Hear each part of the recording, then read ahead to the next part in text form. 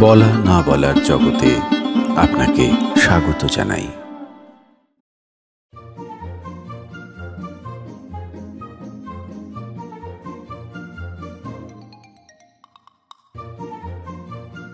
আমাদের ক্লাসে একটি নতুন ছাত্র আসিয়াছে। সে আসিয়া প্রথম দিনই সকলকে জানাইল, আমি পোয়েট্রি লিখিতে পারি। এই কথা শুনিয়া ক্লাসের অনেকেই অবাক হইয়া গেল।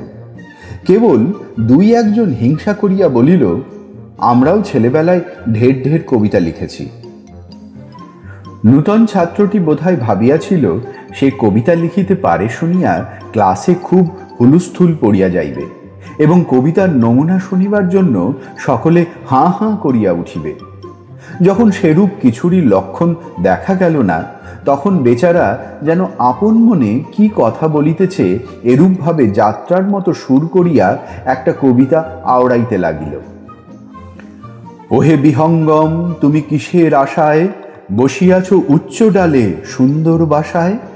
নীল নভমণ্ডলেতে উড়িয়া উড়িয়া কত সুখ পাও আহা ঘুরিয়া ঘুরিয়া।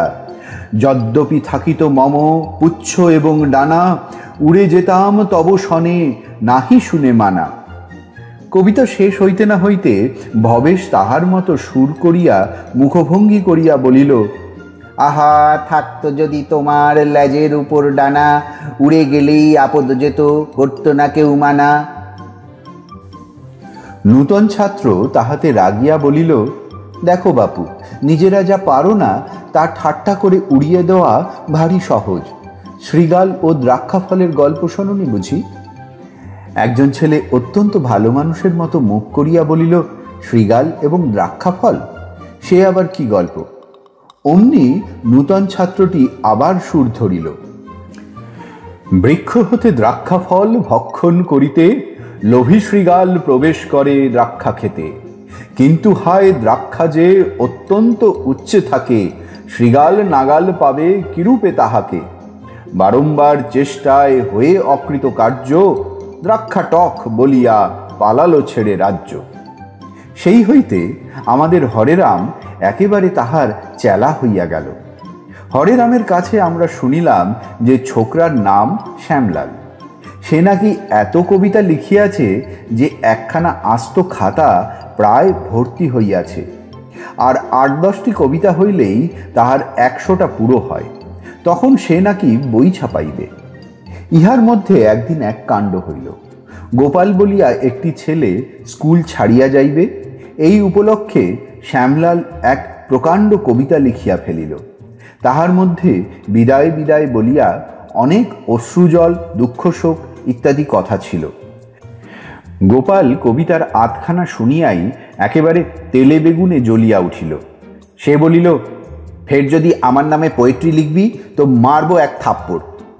হরেরাম বলিল, আহা বুঝলে না, তুমি স্কুল ছেড়ে যাচ্ছ কি না তাই ও লিখেছে।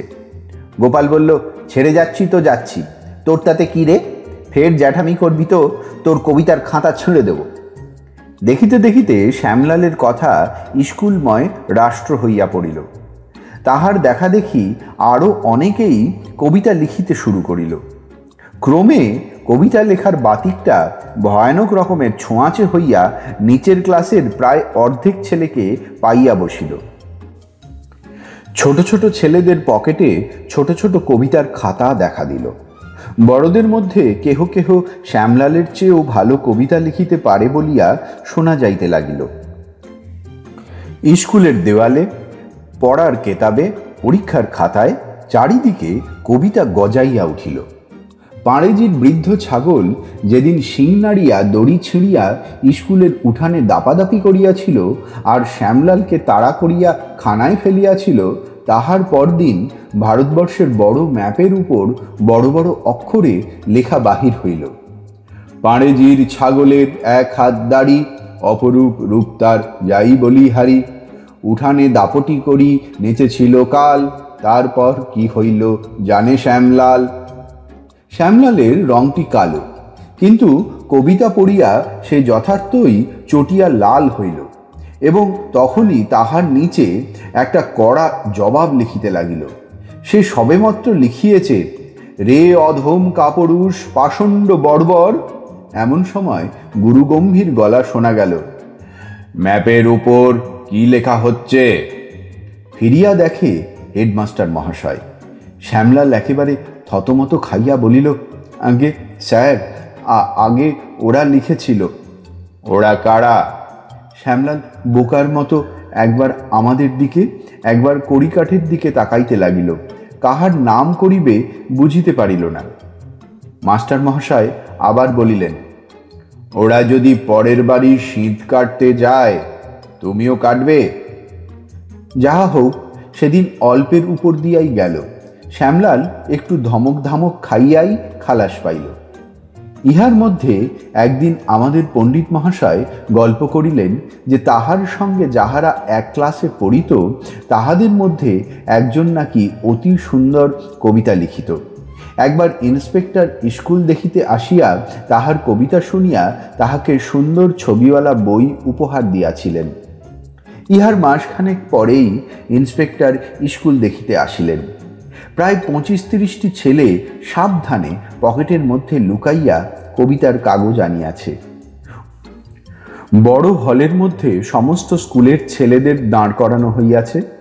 হেডমাস্টার মহাশয় ইন্সপেক্টরকে লইয়া ঘরে ঢুকিতেছেন। এমন সময় শ্যামলাল আস্তে আস্তে পকেট হইতে একটি কাগজ বাহির করিল। আর কোথা যায়? পাছে শ্যামলাল আগেই তাহার কবিতা পড়িয়া ফেলে, এই ভয়ে ছোট বড় 25-30টি কবিতাওয়ালা একসঙ্গে সাংঘাতিক রকম বিকট চিৎকার করিয়া যে যার কবিতা হাঁকিয়া উঠিল। মনে হইল সমস্ত বাড়িটা করতালের মতো ঝনঝন করিয়া বাজিয়া উঠিল। ইন্সপেক্টর মহাশয় মাথা ঘুরিয়া মাঝপথেই মেঝের উপর বসিয়া পড়িলেন। ছাদের উপরে একটা বেড়াল ঘুমাইতেছিল, সেটা হঠাৎ হাত পা ছুড়িয়া 3 তলা হইতে পড়িয়া গেল।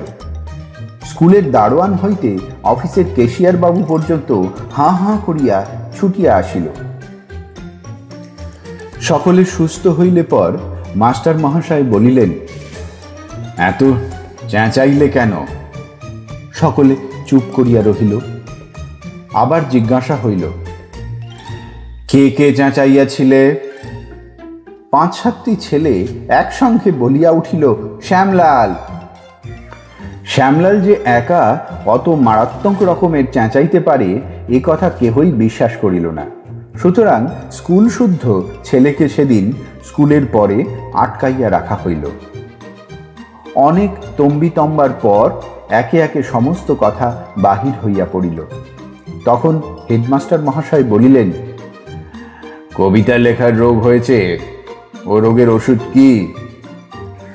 বৃদ্ধ পণ্ডিত মহাশয় বলিলেন, বিষস্য বিষৌমষধম। বিষের ওষুধ বিষ। বসন্তের ওষুধ যেমন বসন্তের টিকা, কবিতার ওষুধ তস্য টিকা। তোমরা যে যা কবিতা লিখেছ তার টিকা করে দিচ্ছি। তোমরা 1 মাস প্রতিদিন 50 বার করে এটা লিখে এনে রোজ আমায় দেখাবে। এই বলে তিনি টিকা দিলেন। পদে পদে মিল খুঁজি, গুনে দেখি 14। এই দেখো লিখে দিনু কি ভীষণ পদ্য। এক চোটে এইবারে উড়ে গেল সবই তা, কবিতার গুঁতো মেরে গিলে ফেলি কবিতা। 1 মাস তিনি কবিদের কাছে এই লেখা প্রতিদিন 50 বার আদায় না করিয়া ছাড়িলেন না। এ কবিতার কি আশ্চর্য গুণ! তারপর হইতে কবিতা লেখার ফ্যাশন স্কুল হইতে একেবারেই উঠিয়া গেল। এতক্ষণ শুনলেন সুকুমার রায়ের আশ্চর্য কবিতা, পাঠ সৌরভ হাওলাদার।